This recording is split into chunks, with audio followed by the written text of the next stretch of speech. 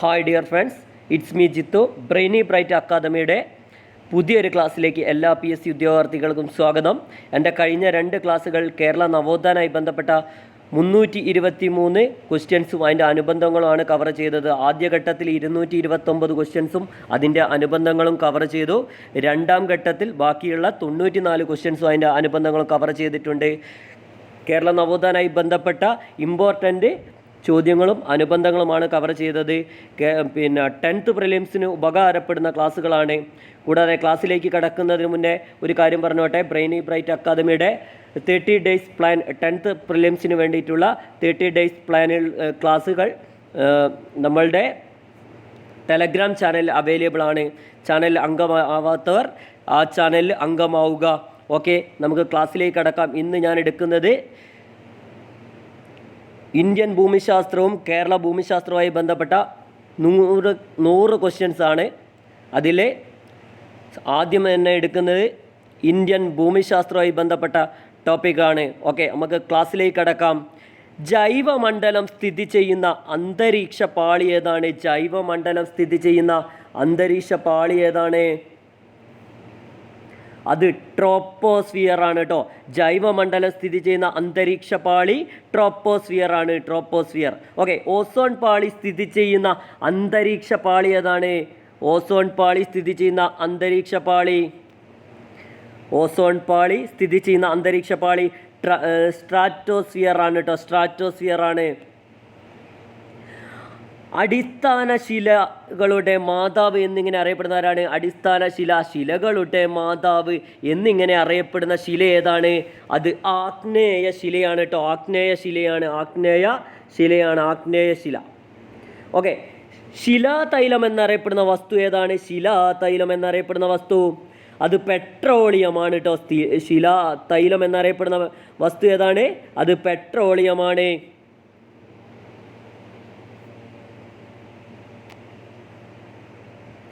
ഇന്ത്യയിൽ ഏറ്റവും കൂടുതൽ കാണപ്പെടുന്ന മണ്ണിനം ഏതാണ്? ഇന്ത്യയിൽ ഏറ്റവും കൂടുതൽ കാണപ്പെടുന്ന മണ്ണിനം അത് എക്കൽ മണ്ണാണ് കേട്ടോ, എക്കൽ മണ്ണാണ്, എക്കൽ മണ്ണ്.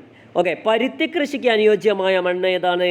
പരുത്തി കൃഷിക്ക് അനുയോജ്യമായ മണ്ണ് അത് കറുത്ത മണ്ണാണ് കേട്ടോ, കറുത്ത മണ്ണാണ്.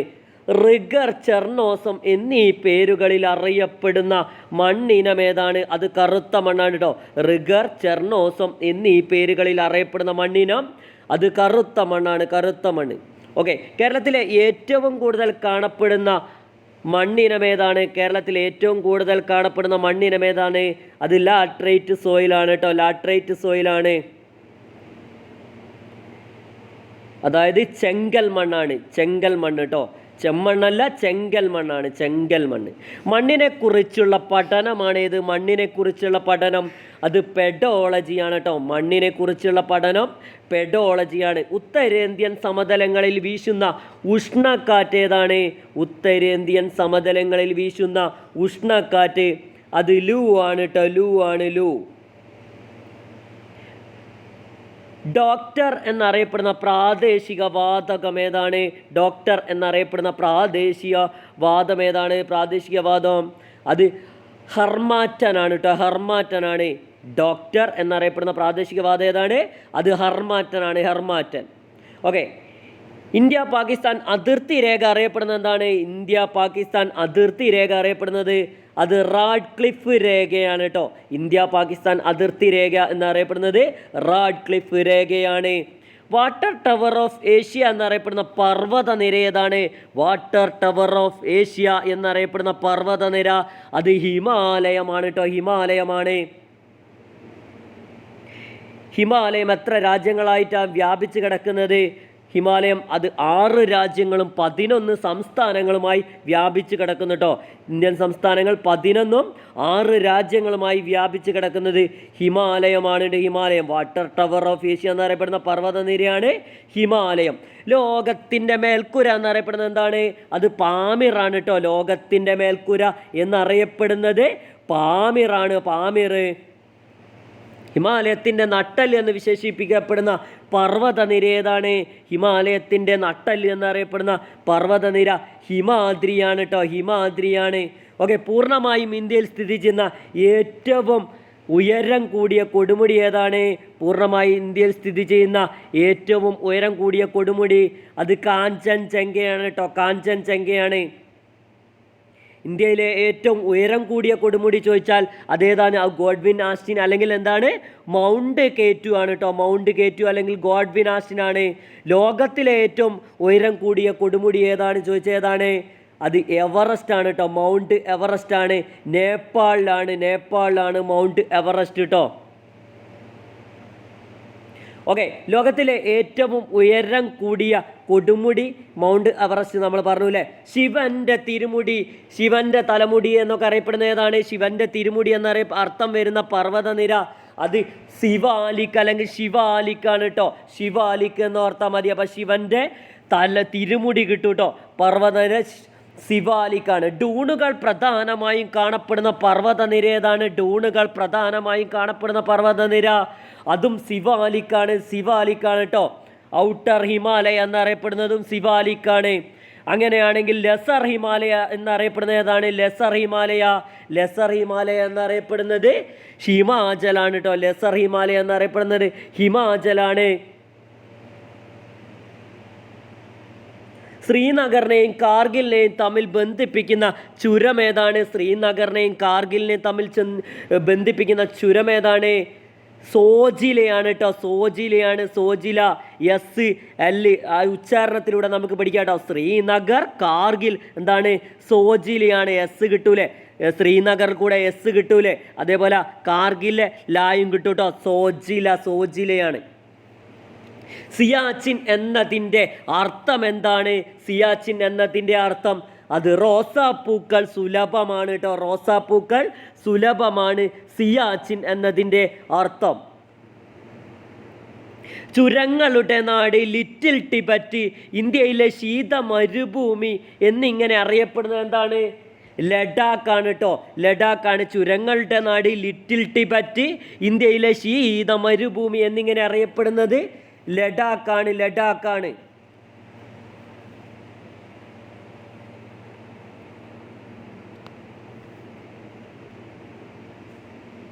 ലോകത്തിലെ ഏറ്റവും കൂടുതൽ മഴ ലഭിക്കുന്ന പ്രദേശം ഏതാണ്?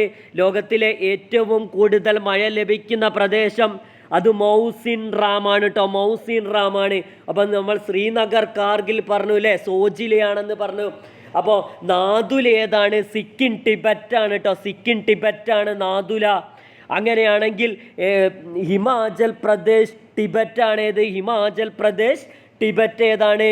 ഹിമാചൽ പ്രദേശ് ടിബറ്റ് ഷിപ്കിലയാണ് കേട്ടോ. ഷിപ്കിലയാണ്. ടൈറ്റാനിക് കപ്പൽ തകരുന്നത് ഒരു മഞ്ഞുകട്ടയിൽ തട്ടിയിട്ടല്ലേ? അതാണ് എന്താണ്? ഷിപ്കില കേട്ടോ. ഷിപ്പ് ഏതാണ്? ഹിമത്തിൽ തട്ടിയിട്ടാണ് കേട്ടോ. ഹിമത്തിൽ തട്ടിയിട്ടാണ്. അപ്പോൾ എന്താ? ഹിമാചൽ പ്രദേശ് ടിബറ്റ് എന്താണ്? ഷിപ്കില. ഓക്കെ, അപ്പോൾ ലിപ്പു ലേക്ക് എങ്ങനെയാണ്? ലിപ്പു ലേക്ക് നമുക്ക് എങ്ങനെ ഓർത്തെടുക്കാം? ലിപ്പു ലേക്ക് ഉത്തരാഖണ്ഡ് ടിബറ്റാണ് കേട്ടോ. ഉത്തരാഖണ്ഡ് ടിബറ്റാണ് ലിപ്പു ലേക്ക്. ഉത്തരം പറയണമെങ്കിൽ ലിപ്പ് വേണം അല്ലേ? ഉത്തരം പറയണമെങ്കിൽ ലിപ്പ് വേണം. ലിപ്പു ലേക്ക് എന്താണ്? ഉത്തരാഖണ്ഡ് ടിബറ്റാണ്.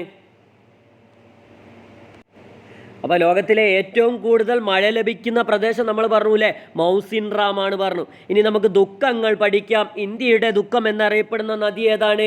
ഇന്ത്യയുടെ ദുഃഖം എന്നറിയപ്പെടുന്ന നദി അത് കോസി നദിയാണ് കേട്ടോ. ഇന്ത്യയുടെ ദുഃഖം, ബീഹാറിൻ്റെ ദുഃഖം എന്നൊക്കെ അറിയപ്പെടുന്ന നദി ഏതാണ്? അത് കോസി നദിയാണ്. ഇന്ത്യയിലെ അപകടകാരിയായ നദിയാണ് കോസി. അതുകൊണ്ടാണ് ഇന്ത്യയുടെ ദുഃഖം എന്നറിയപ്പെടുന്നത് കേട്ടോ. അപ്പോൾ ഇന്ത്യയിലെ പുണ്യനദി ഏതാണ്? ഇന്ത്യയിലെ പുണ്യനദി അത് ഗംഗാ നദിയാണ് കേട്ടോ. ഇന്ത്യയിലെ പുണ്യനദി എന്നറിയപ്പെടുന്നത് ഗംഗാ നദിയാണ്. ഇന്ത്യയുടെ ദേശീയ നദി എന്നറിയപ്പെടുന്നതും ഇന്ത്യയിലെ ഏറ്റവും നീളം കൂടിയ നദി എന്ന് പറഞ്ഞാലും ഒക്കെ ഏതാണ്? ഇന്ത്യയിലൂടെ ഒഴുകുന്നതിലാണ് ഏറ്റവും നീളം കൂടിയ നദി ഏതാണ്?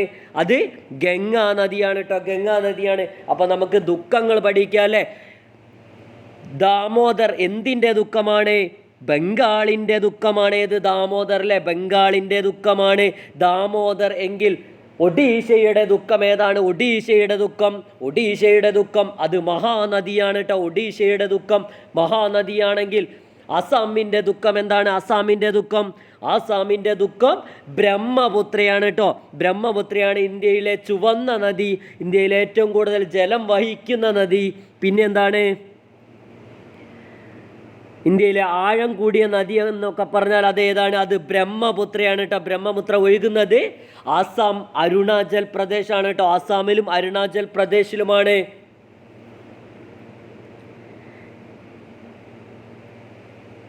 ഇന്ത്യയിലൂടെ ഒഴുകുന്നതിൽ മാത്രം നോക്കുമ്പോൾ ആണ് ഗംഗ ഏറ്റവും വലുത്, അല്ലാതെ നോക്കുമ്പോൾ ബ്രഹ്മപുത്രയാണ് വലുത് കേട്ടോ. ബ്രഹ്മപുത്രയാണ് 2900 വരുന്നത് ബ്രഹ്മപുത്രയാണ്.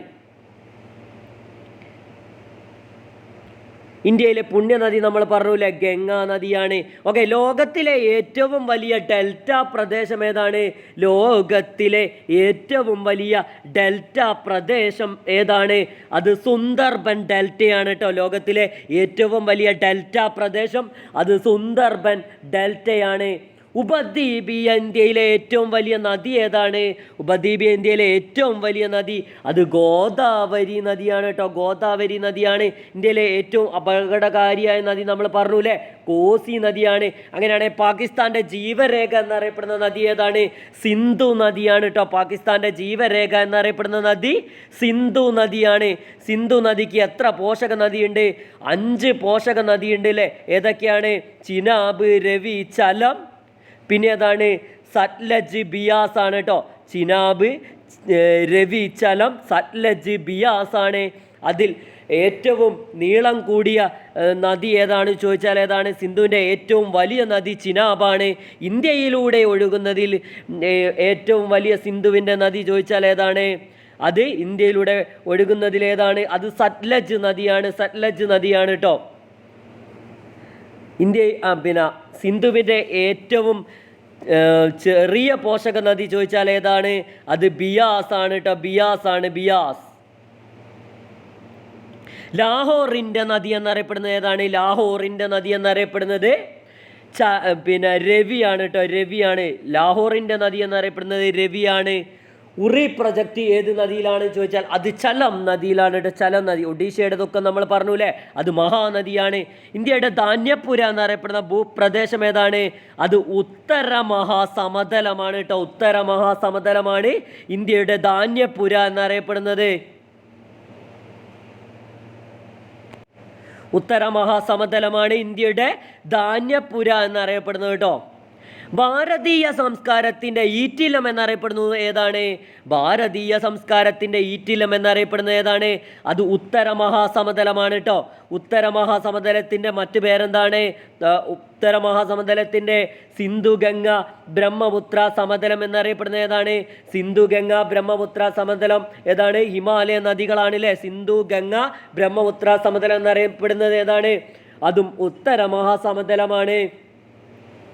ഇന്ത്യൻ സമ്പദ് വ്യവസ്ഥയുടെ നട്ടെല്ല് എന്നറിയപ്പെടുന്നത് എന്താണ്? ഇന്ത്യൻ സമ്പദ് വ്യവസ്ഥയുടെ നട്ടെല്ല് എന്നറിയപ്പെടുന്നത് അതും ഉത്തര മഹാസമതലമാണ്. ഉത്തര മഹാസമതലമാണ് കേട്ടോ. ഓക്കെ, അപ്പോൾ നമ്മൾ 34 ക്വസ്റ്റ്യൻസും കുറച്ച് അനുബന്ധങ്ങളും കവർ ചെയ്തു. അല്ല, 33 ക്വസ്റ്റ്യൻസും കുറച്ച് അനുബന്ധങ്ങളും കവർ ചെയ്തു. 34ാമത്തെ ക്വസ്റ്റ്യനിലേക്ക് കിടക്കാം. ഇന്ത്യയിലെ ഏറ്റവും പഴക്കമേറിയ ഭൂവിഭാഗം ഏതാണ്? ഇന്ത്യയിലെ ഏറ്റവും പഴക്കമേറിയ ഭൂവിഭാഗം ഏതാണ്? അത് ഉപദ്വീപീയ പീഠഭൂമിയാണ് കേട്ടോ. ഉപദ്വീപീയ പീഠഭൂമിയാണ്. ധാതുക്കളുടെ കലവറ എന്നറിയപ്പെടുന്നത് ഏതാണ്? ധാതുക്കളുടെ കലവറ അതും ഉപദ്വീപീയ പീഠഭൂമിയാണ് കേട്ടോ. ധാതുക്കളുടെ കലവറ ഉപദ്വീപീയ പീഠഭൂമിയാണ്. പിന്നെന്താണ്? ഭാരതീയ സംസ്കാരത്തിൻ്റെ ഈറ്റില്ലം, ഇന്ത്യയുടെ ധാന്യപ്പുര എന്നൊക്കെ അറിയപ്പെടുന്നത് ഉത്തര മഹാസമതലവും പിന്നെന്താണ്? ഇന്ത്യയുടെ ധാതു കലവറ എന്നറിയപ്പെടുന്നത് എന്താണ്? അത് ഉപദ്വീപീയ പീഠഭൂമിയാണ്. ഇന്ത്യയിലെ ഏറ്റവും വലിയ പീഠഭൂമി ഏതാണ്? ഡെക്കാൻ പീഠഭൂമിയാണ് കേട്ടോ. ഇന്ത്യയിലെ ഏറ്റവും വലിയ പീഠഭൂമി ഡെക്കാൻ പീഠഭൂമിയാണ്. ഡെക്കാൻ പീഠഭൂമിയുടെ ആകൃതി ചോദിച്ചാൽ എന്താണ്? ട്രയാങ്കിൾ ആണല്ലേ, ത്രികോണാകൃതിയാണ്. ഡെക്കാൻ പീഠഭൂമിയുടെ ആകൃതി ത്രികോണാകൃതിയാണ്. കേരളത്തിൽ ഏക പീഠഭൂമി ഏതാണ്? കേരളത്തിലെ ഏക പീഠഭൂമി അത് വയനാട് പീഠഭൂമിയാണ് കേട്ടോ. വയനാട് പീഠഭൂമിയാണ്. ഇപ്പോഴത്തെ ദുരന്തമുഖം അല്ലേ, ഇപ്പോഴത്തെ ദുരന്തമുഖം എവിടെയായിരുന്നു ഉരുൾപൊട്ടൽ നടന്നത്? എവിടെയായിരുന്നു ഉരുൾപൊട്ടൽ ഉണ്ടായത്? അത് മുണ്ടക്കൈയാണ് അല്ലേ. മുണ്ടക്കൈ എവിടെയാണ്? ചൂരൽ മലയിലാണ്. വയനാടുള്ള മുണ്ടക്കൈ ചൂരൽ മലയിലാണ്. ഓക്കെ, ഡെക്കാണിൻ്റെ റാണി എന്നറിയപ്പെടുന്ന പ്രദേശം ഏതാണ്? ഡെക്കാണിൻ്റെ റാണി അത് പൂനെയാണ് കേട്ടോ. ഡെക്കാണിൻ്റെ റാണി എന്നറിയപ്പെടുന്നത് പൂനെയാണ്. ഉപദ്വീപീയ പീഠഭൂമിയിലെ ഏറ്റവും ഉയരം കൂടിയ കൊടുമുടി ഏതാണ്? ഉപദ്വീപീയ പീഠഭൂമിയിലെ ഏറ്റവും ഉയരം കൂടിയ കൊടുമുടി ഏതാണ്? ആനമുടിയാണ് അല്ലേ. അതേപോലെ കേരളത്തിലെ ഏറ്റവും വലിയ ഉയരം കൂടിയ കൊടുമുടി ഏതാണെന്ന് ചോദിച്ചാൽ അതും ആനമുടിയാണല്ലേ, ആനമുടിയാണ്. ഇന്ത്യയുടെ ധാതു കലവറ എന്നറിയപ്പെടുന്ന പീഠഭൂമി ചോദിച്ചാൽ ഏതാണ്? ഇന്ത്യയുടെ ധാതു കലവറ എന്നറിയപ്പെടുന്ന പീഠഭൂമി ചോദിച്ചാൽ അത് ചോട്ടാ നാഗപ്പൂർ പീഠഭൂമിയാണ് കേട്ടോ. ഇന്ത്യയിലെ ധാതു കലവറ എന്നറിയപ്പെടുന്ന പീഠഭൂമി ചോദിച്ചാൽ ചോട്ടാ നാഗപ്പൂർ പീഠഭൂമിയാണ്. ധാതു കലവറ എന്നറിയപ്പെടുന്നത് ചോദിച്ചാൽ ഏതാണ്? അത് ഉപദ്വീപീയ പീഠഭൂമിയാണ് കേട്ടോ. ഇന്ത്യയിലെ ഏറ്റവും വലിയ മരുഭൂമി ഏതാണ്? ഇന്ത്യയിലെ ഏറ്റവും വലിയ മരുഭൂമി അത് താർ മരുഭൂമിയാണ്. അത് രാജസ്ഥാനിലാണ് കേട്ടോ. രാജസ്ഥാൻ സംസ്ഥാനം ഏതാണ് ചോദിച്ചാൽ രാജസ്ഥാനിലാണ് താർ മരുഭൂമി. ലോകത്തിലെ ഏറ്റവും വലിയ മരുഭൂമി ചോദിച്ചാൽ ഏതാണ്? ലോകത്തിലെ ഏറ്റവും വലിയ മരുഭൂമി ചോദിച്ചാൽ അത് സഹാറ മരുഭൂമിയാണ് കേട്ടോ. സഹാറ മരുഭൂമിയാണ്, ആഫ്രിക്കയിലാണ് കേട്ടോ. ആഫ്രിക്കയിലാണ്. മരുഭൂമിയിലൂടെ ഒഴുകുന്ന നദി ഏതാണ്? അത് ലൂണിയാണ് കേട്ടോ. മരുഭൂമിയിലൂടെ ഒഴുകുന്ന നദി ചോദിച്ചാൽ ലൂണിയാണ്. ഉഷ്ണമേഖല പറുദീസ എന്നറിയപ്പെടുന്ന ഇന്ത്യൻ ഉപദ്വീപ് ഏതാണ്?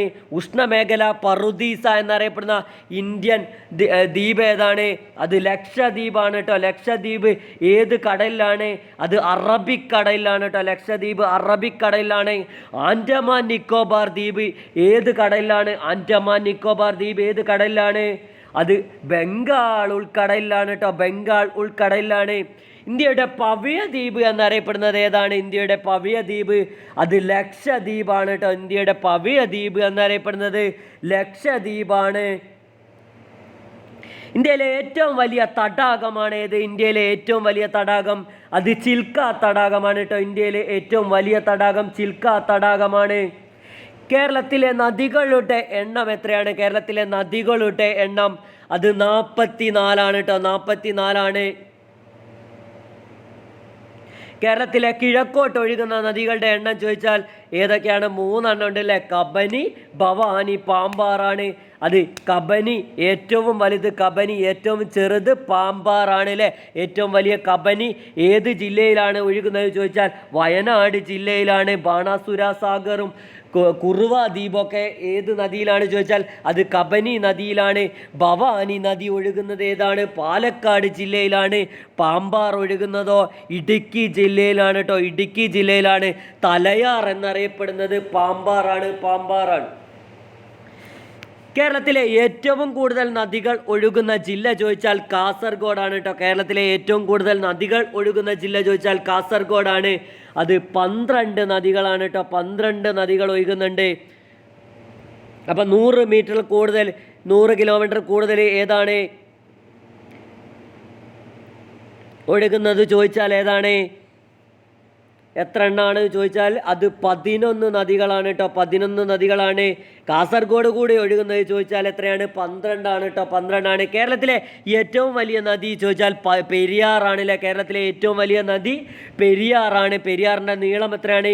244 ആണെങ്കിൽ ഭാരതപ്പുഴ 2ാം സ്ഥാനത്തുള്ള ഭാരതപ്പുഴ എത്രയാണ് നീളം? അത് 209 ആണല്ലേ.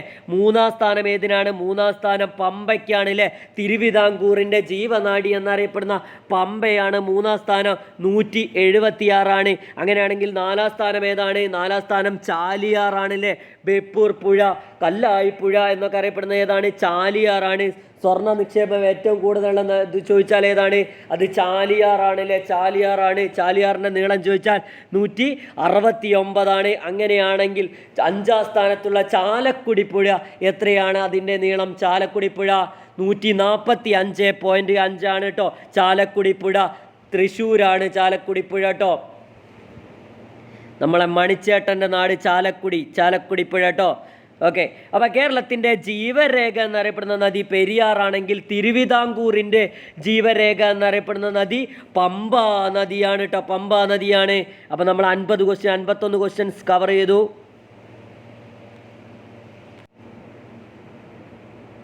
കേരളത്തിലെ ഏറ്റവും വലിയ ജലവൈദ്യുത പദ്ധതി ഏതാണ്? കേരളത്തിലെ ഏറ്റവും വലിയ ജലവൈദ്യുത പദ്ധതി അത് ഇടുക്കി ജലവൈദ്യുത പദ്ധതിയാണ് കേട്ടോ. ഇടുക്കി ജലവൈദ്യുത പദ്ധതിയാണ്.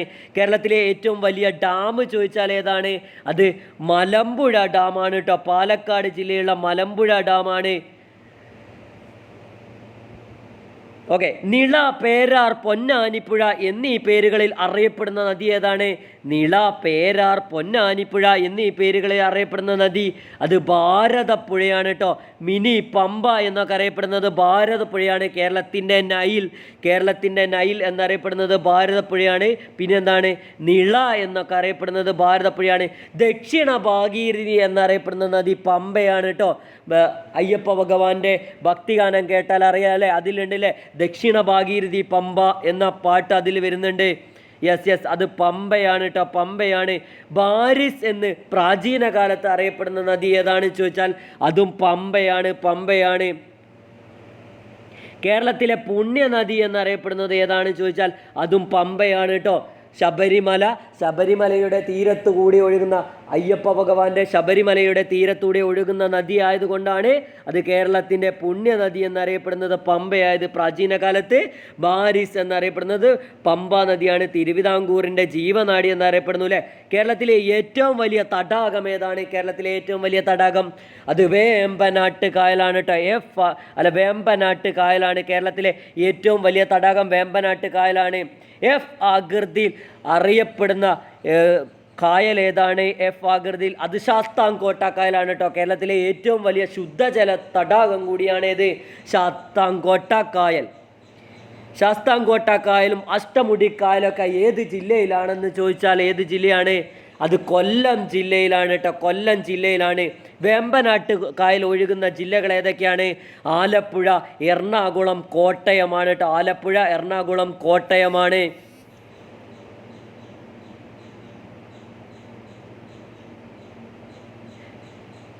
കേരളത്തിലെ ഏറ്റവും വലിയ റാംസർ സൈറ്റ് ചോദിച്ചാൽ അതേതാ? അത് വേമ്പനാട്ട് കായലാണ് കേട്ടോ. കേരളത്തിലെ ഏറ്റവും വലിയ റാംസർ സൈറ്റ് ചോദിച്ചാൽ വേമ്പനാട്ട് കായലാണ്. കായലുകളുടെ രാജ്ഞി എന്നറിയപ്പെടുന്ന കായൽ ഏതാണ്? കായലുകളുടെ രാജ്ഞി എന്നറിയപ്പെടുന്ന കായൽ അത് ശാസ്താംകോട്ട കായലാണ് കേട്ടോ. ശാസ്താംകോട്ട കായലാണ്.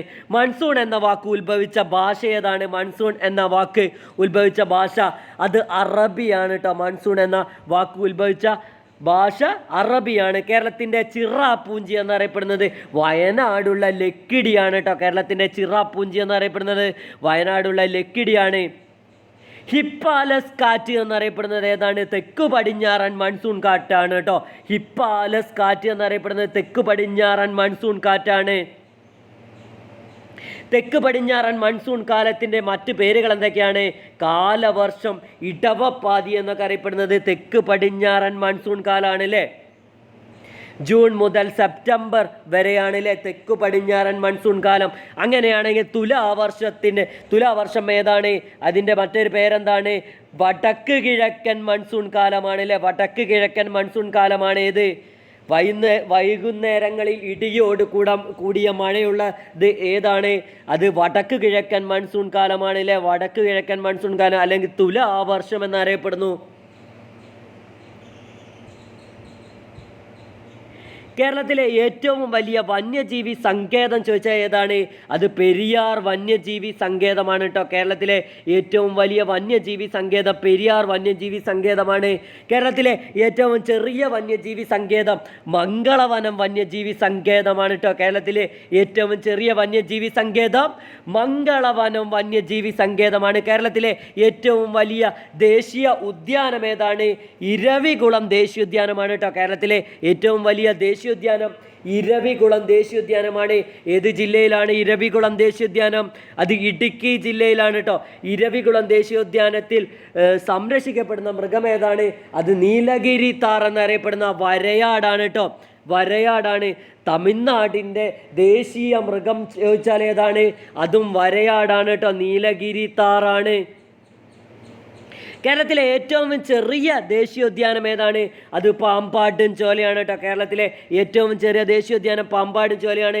സുജേഷ് പുറക്കാട് സാറ് പറഞ്ഞ ഒരു കോഡ് ഞാൻ പറഞ്ഞില്ലേ, ആനമുടിച്ചോല, മതികെട്ടാഞ്ചോല, പാമ്പാടും ചോല. അതിലേറ്റവും വലുത് ആനമുടിച്ചോലയും ഏറ്റവും ചെറുതേതാണ് പാമ്പാടും ചോലയാണ് അല്ലേ.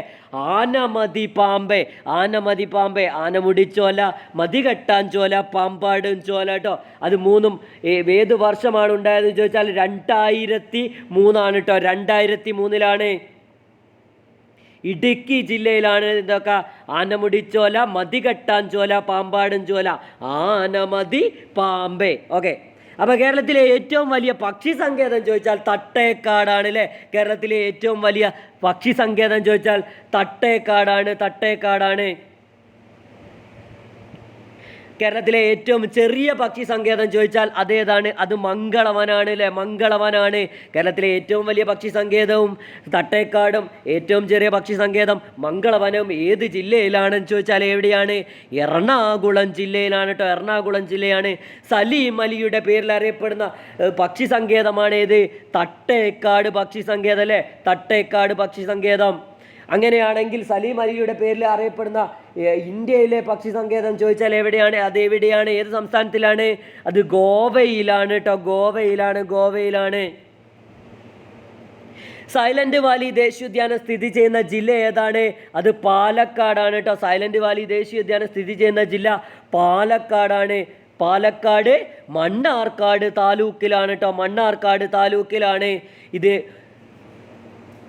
സൈലന്റ് വാലിയെ ദേശീയോദ്യാനമായി പ്രഖ്യാപിച്ചതാരാണ്? അമ്മ പ്രഖ്യാപിച്ചു, മകൻ ഉദ്ഘാടനം ചെയ്തു അല്ലേ. ആരാണ് പ്രഖ്യാപിച്ചത്? ഇന്ദിരാഗാന്ധി പ്രഖ്യാപിച്ചു.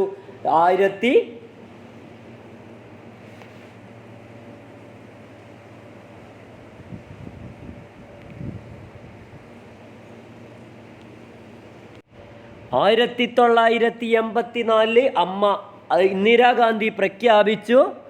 1985 ആരാണ് ഉദ്ഘാടനം ചെയ്തത്? മകൻ രാജീവ് ഗാന്ധി ഉദ്ഘാടനം ചെയ്തു കേട്ടോ. 1985 മകൻ രാജീവ് ഗാന്ധി ഉദ്ഘാടനം ചെയ്തു. വംശനാശ ഭീഷണി നേരിടുന്ന സിംഹവാലൻ കുരങ്ങുകൾ കാണപ്പെടുന്ന ദേശീയോദ്യാനമാണേത്? അത് സൈലന്റ് വാലിയാണ് കേട്ടോ. വംശനാശ ഭീഷണി നേരിടുന്ന സിംഹവാലൻ കുരങ്ങുകൾ കാണപ്പെടുന്ന ദേശീയോദ്യാനം സൈലന്റ് വാലിയാണ്. സൈലന്റ് വാലിയിൽ സിംഹവാല കുരങ്ങുകൾ കാണപ്പെടാൻ കാരണം എന്താണ്? അത് വെടിപ്ലാവുകളുടെ സാന്നിധ്യമാണ് കേട്ടോ. വെടിപ്ലാവുകളുടെ സാന്നിധ്യമാണ് വംശനാശ ഭീഷണി നേരിടുന്ന സിംഹവാലൻ കുരങ്ങുകൾ സൈലന്റ് വാലിയിൽ കാണപ്പെടാൻ കാരണം. തമിഴ്നാട്ടിലൂടെ മാത്രം പ്രവേശന കവാടമുള്ള കേരളത്തിലെ ഏക വന്യജീവി സങ്കേതം ഏതാണ്? അത് പറമ്പിക്കുളമാണ് കേട്ടോ. തമിഴ്നാട്ടിലൂടെ മാത്രം പ്രവേശന കവാടമുള്ള കേരളത്തിലെ ഏക വന്യജീവി സങ്കേതം പറമ്പിക്കുളമാണ്. സൈലന്റ് വാലിക്ക് ആ പേര് വരാൻ കാരണം എന്താണ്? ചീവീടുകളുടെ സാന്നിധ്യം ഇല്ലാത്തത് കൊണ്ടാണ് കേട്ടോ. ചീവീടുകൾ തീരെ ഇല്ലാത്തത് കൊണ്ടാണ് എന്ത് സൈലന്റ് വാലി എന്നറിയപ്പെടുന്നത് കേട്ടോ. പശ്ചിമഘട്ടത്തിലെ രാജ്ഞി എന്നറിയപ്പെടുന്ന പുഷ്പമാണേത്? നീലക്കുറിഞ്ഞിയാണ് കേട്ടോ. പശ്ചിമഘട്ടത്തിലെ രാജ്ഞി എന്നറിയപ്പെടുന്ന പുഷ്പം നീലക്കുറിഞ്ഞിയാണ്. അപ്പം നീലക്കുറിഞ്ഞി പൂക്കാൻ എത്ര വർഷം എടുക്കുന്നു? 12 വർഷം എടുക്കുന്നു കേട്ടോ. നീലക്കുറിഞ്ഞി പൂക്കാൻ 12 വർഷം എടുക്കുന്നു. ബേർഡ് മാൻ ഓഫ് ഇന്ത്യ എന്നറിയപ്പെടുന്ന ആരാണ്? അത് സലീം അലിയാണ് അല്ലേ. സലീം അലിയുടെ പേരിൽ അറിയപ്പെടുന്നത് തട്ടേക്കാട് പക്ഷി സങ്കേതമാണ്. കേരളത്തിലെ പക്ഷിഗ്രാമം എന്നറിയപ്പെടുന്നത് ഏതാണ്? അത് നൂറനാടാണ് കേട്ടോ. കേരളത്തിലെ പക്ഷിഗ്രാമം എന്നറിയപ്പെടുന്നത് നൂറനാടാണ്. പമ്പയുടെ ദാനം എന്നറിയപ്പെടുന്ന സ്ഥലമാണേത്? കുട്ടനാടാണ്. പമ്പയുടെ ദാനം എന്നറിയപ്പെടുന്നത് കുട്ടനാടാണ്. കേരളത്തിൻ്റെ നെതർലാൻഡ്, കേരളത്തിൻ്റെ ഹോളണ്ട് എന്നൊക്കെ അറിയപ്പെടുന്ന ഏതാണ്? അത് കുട്ടനാടാണ്. കേരളത്തിൻ്റെ സുഗന്ധവ്യഞ്ജന തോട്ടം എന്നറിയപ്പെടുന്ന ജില്ല ഏതാണ്? ഇടുക്കി ജില്ലയാണ് കേട്ടോ. കേരളത്തിൻ്റെ സുഗന്ധവ്യഞ്ജന തോട്ടം എന്നറിയപ്പെടുന്ന ജില്ല ഇടുക്കി ജില്ലയാണ്. കേരളത്തിൻ്റെ നെൽക്കിണ്ണം എന്നറിയപ്പെടുന്ന ജില്ല ചോദിച്ചാൽ ഏതാണ്? അത് പാലക്കാട് ജില്ലയാണ്. കേരളത്തിൻ്റെ നെൽക്കിണ്ണം എന്നറിയപ്പെടുന്ന ജില്ല പാലക്കാട് ജില്ലയാണ്. അപ്പോൾ 80 ക്വസ്റ്റ്യൻസും അതിൻ്റെ കുറച്ച് അനുബന്ധങ്ങളും നമ്മൾ കവർ ചെയ്തു മക്കളെ. നമുക്ക് 81 20 ക്വസ്റ്റ്യൻസ് കൂടി കഴിഞ്ഞാൽ നമുക്ക് വൈൻഡപ്പ് ചെയ്യാം. കേരള ടൂറിസത്തിൻ്റെ പിതാവ് എന്നറിയപ്പെടുന്ന ആരാണ്? കേരള ടൂറിസത്തിൻ്റെ പിതാവ് എന്നറിയപ്പെടുന്ന വ്യക്തി GV രാജയാണ് കേട്ടോ. GV രാജയാണ്. ഗോദവർമ്മ രാജയാണ് കേട്ടോ. GV രാജ. ഒക്ടോബർ 13 നമ്മൾ എന്ത് ദിനമായിട്ടാണ് ആഘോഷിക്കുന്നത്? ദേശീയ കായിക ദിനമായിട്ടാണല്ലേ ആഘോഷിക്കുന്നത്. ദേശീയ കായിക ദിനം ഒക്ടോബർ 13 ഒക്ടോബർ 13 ആരുടെ ജന്മദിനമാണ്? GV രാജയുടെ ജന്മദിനമാണല്ലേ. GV രാജയുടെ ജന്മദിനമാണ്. കേരളത്തിൽ പ്രധാനമായും കാണപ്പെടുന്ന ധാതുക്കൾ ഏതൊക്കെയാണ്? കേരളത്തിൽ പ്രധാനമായി കാണപ്പെടുന്ന ധാതുക്കൾ ഇൽമനൈറ്റ്, മോണോസൈറ്റ്, സിലിക്കൺ ഒക്കെയാണല്ലേ. ഇൽമനൈറ്റ്, മോണോസൈറ്റ്, സിലിക്കൺ ആണ് കേരളത്തിൻ്റെ പ്രധാനമായി കാണപ്പെടുന്ന ധാതുക്കൾ. ഇൽമനൈറ്റ്, മോണോസൈറ്റ്, സിലിക്കൺ ആണ്. കേരളത്തിൻ്റെ വ്യാവസായിക തലസ്ഥാനം ഏതാണ്? കേരളത്തിൻ്റെ സാംസ്കാരിക തലസ്ഥാനം തൃശ്ശൂരാണെങ്കിൽ കേരളത്തിൻ്റെ വ്യാവസായിക തലസ്ഥാനം എറണാകുളമാണ് കേട്ടോ. എറണാകുളമാണ്. കേരളത്തിൽ സ്ഥിതി ചെയ്യുന്ന ദേശീയ ജലപാത ഏതാണ്? NW3 ആണല്ലേ. നാഷണൽ വാട്ടർ എത്രയാണ്? 3 ആണ്. അതേതാണ്? ബന്ധിപ്പിക്കുന്ന ഏതാണ്? ആദ്യം കൊല്ലം കോട്ടപ്പുറമായിരുന്നു, ഇപ്പം അത് പേര് മാറ്റിയില്ലേ. ഇപ്പം എവിടേക്ക് നീട്ടിയത്? കൊല്ലം കോഴിക്കോടാക്കി. നാളികേര വികസന ബോർഡിൻ്റെ ആസ്ഥാനം എവിടെയാണ്? നാളികേര വികസന ബോർഡിൻ്റെ ആസ്ഥാനം അത് കൊച്ചിയാണ് കേട്ടോ. കൊച്ചിയാണ്. തെങ്ങിൻ്റെ ശാസ്ത്രീയ നാമം എന്താണ്? തെങ്ങെന്താണ്? കോക്കനട്ടാണല്ലേ. കോക്കസ് ന്യൂസിഫറയാണ്. നാളികേര ദിനം എന്നാണ്? അത് സെപ്റ്റംബർ 2 ആണ് കേട്ടോ. നാളികേര ദിനം സെപ്റ്റംബർ 2 ആണ്. കേരളത്തിൻ്റെ മാംഗോ സിറ്റി എന്നറിയപ്പെടുന്ന സ്ഥലം ഏതാണ്? മുതലമടയാണ് കേട്ടോ. പാലക്കാടാണ്. കേരളത്തിൻ്റെ മാംഗോ സിറ്റി എന്നറിയപ്പെടുന്ന സ്ഥലം മുതലമടയാണ്, പാലക്കാടാണ്. പാവങ്ങളുടെ ഊട്ടി എന്നറിയപ്പെടുന്നത് ഏതാണ്? പാവങ്ങളുടെ ഊട്ടി അത് നെല്ലിയാമ്പതിയാണ് കേട്ടോ. പാവങ്ങളുടെ ഊട്ടി നെല്ലിയാമ്പതിയാണ്. വൈറ്റമിൻ എ സമ്പുഷ്ടമായ നെല്ലിനമാണ് ഏത്? വൈറ്റമിൻ എ സമ്പുഷ്ടമായ നെല്ലിനം അത് സുവർണയാണ് കേട്ടോ. സുവർണയാണ്. പ്രമേഹ രോഗികൾക്ക് കഴിക്കുവാൻ നിർദ്ദേശിക്കുന്ന ഔഷധ നെല്ലിനം ഏതാണ്? അത് കവുങ്ങിൻ പൂത്താലയാണ് കേട്ടോ. കവുങ്ങിൻ പൂക്കുലിയല്ല. എന്താണ്? പ്രമേഹ രോഗികൾക്ക് കഴിക്കുവാൻ നിർദ്ദേശിക്കുന്ന ഔഷധ നെല്ലിനം ഏതാണ്? കവുങ്ങിൻ പൂത്താലയാണ്. കവുങ്ങിൻ പൂത്താല. കേരള സർക്കാർ ആരംഭിച്ച കർഷകർക്കായുള്ള പലിശരഹിത ലോൺ പദ്ധതി ഏതാണ്? കേരള സർക്കാർ ആരംഭിച്ച കർഷകർക്കായുള്ള പലിശരഹിത ലോൺ പദ്ധതി ഗ്രീൻ കാർഡ് ലോണാണ് കേട്ടോ. ഗ്രീൻ കാർഡ് ലോണാണ്. യവനപ്രിയ എന്നറിയപ്പെടുന്ന സുഗന്ധ വ്യഞ്ജനം നമുക്കറിയില്ല. കുരുമുളകാണ് യവനപ്രിയ. കുരുമുളക് എവിടെയാണ്? കുരുമുളകിൻ്റെ ആസ്ഥാനം എവിടെയാണ്? അത് പന്നിയൂറാണല്ലേ. പന്നിയൂറാണ്. കണ്ണൂർ ജില്ലയിലാണ്.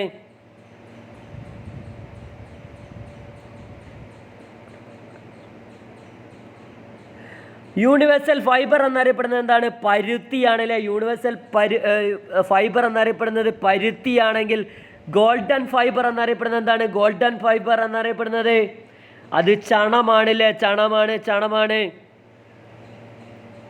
ലക്ഷഗംഗ എന്തിൻ്റെ സങ്കര ഇനമാണ്? നാളികേരത്തിൻ്റെ സങ്കര ഇനമാണല്ലേ. ലക്ഷഗംഗ, ചന്ദ്രലക്ഷ, ചന്ദ്രശങ്കര എന്നൊക്കെ അറിയപ്പെടുന്നത്, ഗംഗാ ബോന്തം എന്നൊക്കെ അറിയപ്പെടുന്നത് എന്താണ്? നാളികേരത്തിൻ്റെ സങ്കര ഇനമാണ്. വ്യാവസായിക ഗുണമേന്മയുള്ള മുദ്രയാണെന്ത്? ISI മുദ്രയാണല്ലേ. വ്യാവസായിക ഗുണമേന്മയുള്ള മുദ്ര ISI ആണ്. ബാലവേല ഉപയോഗിക്കാത്ത ഉൽപ്പന്നങ്ങൾക്ക് നൽകുന്ന മുദ്ര ഏതാണ്? അത് റഗ്മാർക്കാണ് കേട്ടോ. ബാലവേല ഉപയോഗിക്കാത്ത ഉൽപ്പന്നങ്ങൾക്ക് നൽകുന്ന മുദ്ര റഗ്മാർക്കാണ്. സംസ്ഥാന നാളികേര വികസന കേന്ദ്രം ഏതാണ്? സംസ്ഥാന നാളികേര ഗവേഷണ കേന്ദ്രം ബാലരാമപുരമാണ് കേട്ടോ. എറണാകുളമാണ്. ബാലരാമപുരം. മലബാർ സിമന്റ് ഫാക്ടറി സ്ഥിതി ചെയ്യുന്ന എവിടെയാണ്? വാളയാറാണ് കേട്ടോ. മലബാർ സിമന്റ് ഫാക്ടറി സ്ഥിതി ചെയ്യുന്നത് വാളയാറാണ്. കേരളത്തിലെ ആദ്യത്തെ ജലവൈദ്യുത പദ്ധതി ഏതാണ്? പള്ളിവാസൽ. 1940 കേരളത്തിലെ ആദ്യത്തെ ജലവൈദ്യുത പദ്ധതി പള്ളിവാസലാണ്. 1940 കേരളത്തിലെ ഏറ്റവും വലിയ ജലവൈദ്യുത പദ്ധതി ഏതാണ്? അത് ഇടുക്കി ജലവൈദ്യുത പദ്ധതിയാണല്ലേ. ഇടുക്കി ജലവൈദ്യുത പദ്ധതിയാണ്. ഓക്കെ, അപ്പോൾ ഇന്നത്തെ നമ്മളെ 100 ക്വസ്റ്റ്യൻസും അതിൻ്റെ അനുബന്ധങ്ങളും, അത് ഇന്ത്യൻ ഭൂമിശാസ്ത്രവും കേരള ഭൂമിശാസ്ത്രവുമായി ബന്ധപ്പെട്ട 100 ക്വസ്റ്റ്യനും അതിൻ്റെ അനുബന്ധങ്ങളും കവർ ചെയ്തിട്ടുണ്ട്. എൻ്റെ കഴിഞ്ഞ കേരള നവോത്ഥാനവുമായി ബന്ധപ്പെട്ട 2 ക്ലാസ്സുകൾ കാണാത്തവർ അതുകൂടി കാണണം. അതേപോലെ അന്ന് സപ്പോർട്ട് ചെയ്ത പോലെ ഈ ക്ലാസ്സിനെ എല്ലാവരും സപ്പോർട്ട് ചെയ്യണം. ഓക്കെ, ഈ ക്ലാസ് ഇവിടെ വൈൻഡപ്പ് ചെയ്യാണ്. Thank you dear all, bye. അടുത്തൊരു PYQ മാരത്തോണുമായി 10th പ്രിലിംസിന് വേണ്ടിയിട്ടുള്ള ഒരു PYQ മാരത്തോണുമായിട്ട് കണ്ടുമുട്ടാം. Okay, bye dear all.